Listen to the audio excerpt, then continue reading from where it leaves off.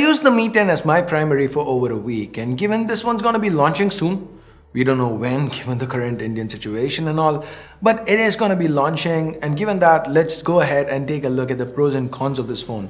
What I had to like and dislike in my week with the Xiaomi Mi 10. Hey guys, Ash here from C4E Tech, and if you do end up liking what you see in this video, please subscribe and turn on notifications by hitting that bell icon. Let's now get started.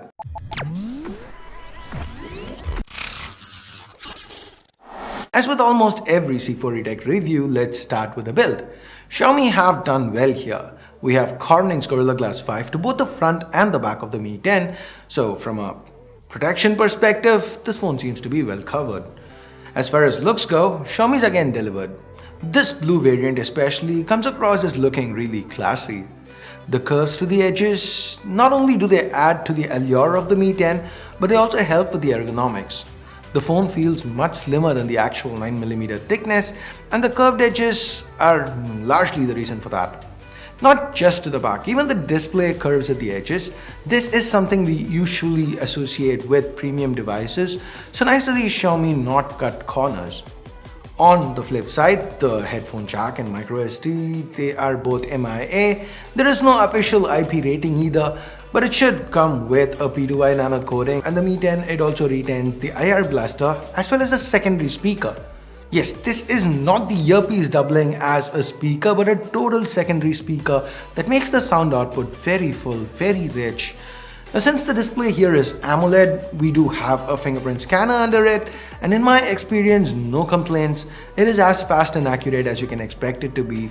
And while we're on the topic of biometrics, the 20 megapixel camera in this cutout right here, it helps with face unlock, which again was very quick. The primary use of this camera though is to shoot selfies, and the selfies, they turned out well enough. It's not best in class, but this it's still pretty competent. Even with edge deduction, the portraits, they came out really good. Xiaomi's movie mode with the letterboxing, it's quite a nice touch. Now the display itself, it is 6.67 inches, it's a Full HD Plus display, there is HDR10 Plus support, and as mentioned earlier, this is an AMOLED panel, and a good one at that. The colors, they pop, viewing angles are excellent, the curve to the sides, you'll love it if you like the looks of it, you'll hate it if you hate the reflections that it brings with it. Personally, I love it. No palm touch issues here, Xiaomi has that covered. Watching videos on this phone with those excellent speakers, it was a pleasant experience. And it's not just watching videos, even gaming's very good since the refresh rate is 90Hz with 180Hz touch sampling. So the experience, the gameplay, it's very smooth.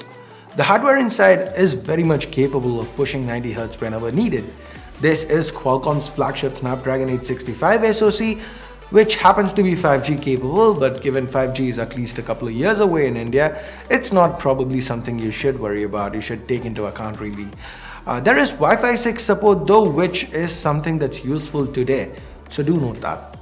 Now, the 865, which is a killer chip, Xiaomi is using liquid cooling to keep the temps under check, so even with quite a fair bit of gaming, the Mi 10 ran pretty cool. On the storage side of things, the base is 128 gigs, that's fast UFS 3.0 storage. We also get 8 gigs of fast LPDDR5 RAM.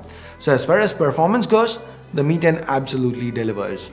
MIUI 11 felt very responsive, whatever it is that it tried to do, right from intense gaming and shooting high-res video, right down to mundane day-to-day tasks like checking Instagram and Twitter, everything felt fluid. We get the same MIUI 11 as we've seen on many phones before. It's quite optimized for both fluidity as well as battery life. Talking about which, the Mi 10, it has a 4780 mAh battery, and in my time with it, I ended most of my days with at least 30% left in the tank. That's with moderate use. If I pushed it hard, then I'd still manage to get through a day on a single charge. And if I needed to top up, the 30-watt charger is included in the box, and it helps the Mi 10 get from 0 to 100 in just about an hour. It's also worth noting that the Mi 10 has support for 30-watt fast wireless charging, but that requires a proprietary charger. With regular wireless adapters, it would still charge, it would still work, but it wouldn't charge quite as fast. We also have reverse wireless charging in here. Moving on to the cameras, we get a quad camera setup to the back.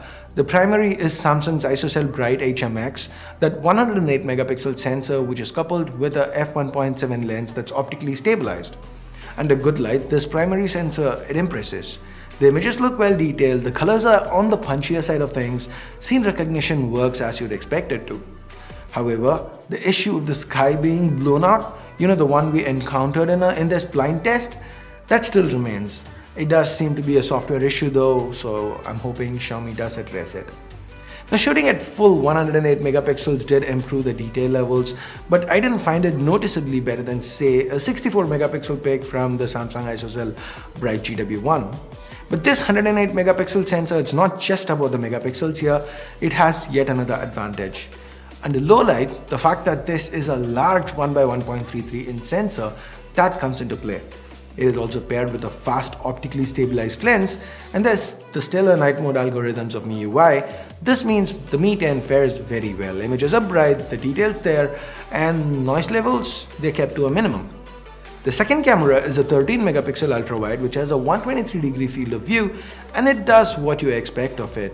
Fits more into the frame, and guys, here's where we usually see, with ultra-wides, they are noticeably worse than the primary. Here too, the primary sensor does better, but this ultra-wide, it definitely exceeded my expectations. The other two sensors, they don't amount to much. We've got a 2 megapixel macro sensor, which given the Redmi Note 9 Pro itself has a 5 megapixel sensor, which is relatively better. I felt this was a bit of a letdown. The 2 megapixel depth sensor, it gets the job done. The edge reduction is decent, but I kind of felt the images turned out a little soft. With video, the Mi 10 can capture 8K footage, or so Xiaomi claims. We've heard reports that this is 6K upscaled and not native 8K. Whatever it is, it's still very detailed and sharp footage.